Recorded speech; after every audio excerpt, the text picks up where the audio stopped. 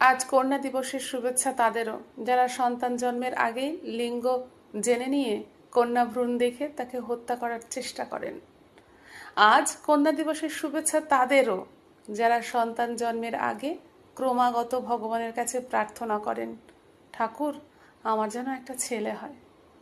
আজ কন্যা দিবসের শুভেচ্ছা তাদেরও, যারা সংসারে মেয়ে জন্মানোটাকে দুর্ভাগ্য বলে মনে করেন। আজ কন্যা দিবসের শুভেচ্ছা তাদেরও, যারা মেয়ে সন্তানকে জন্মের পর থেকেই পর মনে করেন।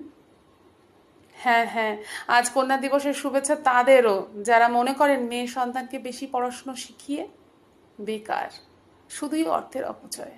বরঞ্চ বাড়ির মেয়েটার 18 পুরলেই তাকে যে করেই হোক বিয়ে দিয়ে পার করতেই হবে। সর্বোপরি তাদের সকলকেও কন্যা দিবসের শুভেচ্ছা, যারা প্রতিদিন প্রতিনিয়ত মনে করে পুত্র এবং কন্যা সন্তানের মধ্যে বিস্তর ফারাক।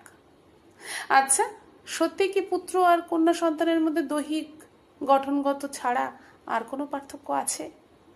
একটা পুত্র সন্তানকে গর্ভে রাখতে ও জন্ম দিতে যে পরিমাণ কষ্ট সহ্য করতে হয় তার মাকে, একটা কন্যা সন্তানের ক্ষেত্রেও কিন্তু কষ্টটা কম নয়, এক বিন্দুও নয়।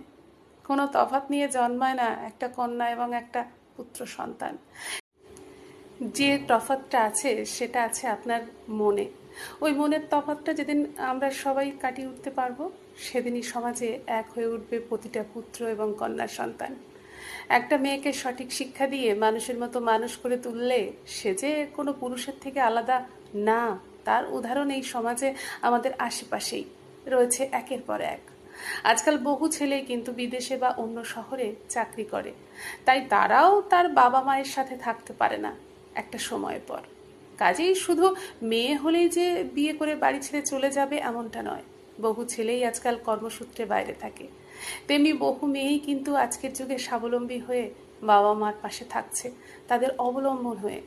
তাই কন্যা সন্তান বা পুত্র সন্তানের বিভেদ যারা এই একবিংশ শতাব্দীতে দাঁড়িয়ে করেন, তাদের বলছি, বিশ্বাস করুন, পুত্র এবং কন্যা সন্তানের কোনো পার্থক্য আদতে নেই। ঈশ্বর কোনো প্রভেদ সৃষ্টি করে মানুষ তৈরি করেন না। পার্থক্যটুকু পুরোটাই মন গড়া। তাই নিজের মনকে বড় করুন, মুছে দিন মন গড়া এই পার্থক্য। পৃথিবীটা হোক সাম্যের, ভুলে যাক আগামী প্রজন্ম কন্যা দিবস বা নারী দিবসের মতো বৈষম্যমূলক কনসেপ্ট। প্রতিটা দিন হোক মানুষের, পৃথিবীটা হোক মানুষের। সামনে দুর্গাপুজো, আর কয়েকদিনের মধ্যেই নারী শক্তির আরাধনায় মেতে উঠবেন সবাই। যারা মণ্ডপে হিমালয় কন্যার আরাধনা সন্তানটিকে অবহেলা করেন, বড় বেশি তাদের বলছি, সব কন্যার অন্তরেই লুকিয়ে থাকেন অসীম ক্ষমতা সম্পন্ন এক নারী। আর সেই সুপ্ত নারী শক্তিকে যথাযথভাবে জাগিয়ে তুলতে প্রয়োজন একটু আদর, ভালোবাসা, সহযোগিতা আর সহমর্মিতা। হয়তো আপনার কন্যা সন্তানের মধ্যেই লুকিয়ে আছে আগামীর দুর্গা। তাই কন্যা মানেই যে পরের ধন, এই সব অচল ভাবনা ছেড়ে প্রতিটি বাবা মা যদি শক্ত হাতে চেপে ধরেন তাদের হাত, তাহলে বিশ্বাস করুন সমাজের ছবিটা বদলে যাবে। নারী পুরুষের চেয়ে কম নয়, বরং নারী পুরুষ একে অপরের পরিপূরক। এই সত্য ইতিহাস থেকে পুরাণ সর্বত্র প্রমাণিত হয়েছে বারবার। প্রতিটা কন্যা সন্তান এক পুত্র সন্তানের মতোই ভালোবাসা, আদর আর সম্মান পাবার অধিকার নিয়ে জন্মগ্রহণ করে। তাকে আর জন্মগত অধিকার থেকে বঞ্চিত করবেন না, এ যে মহাপাপ।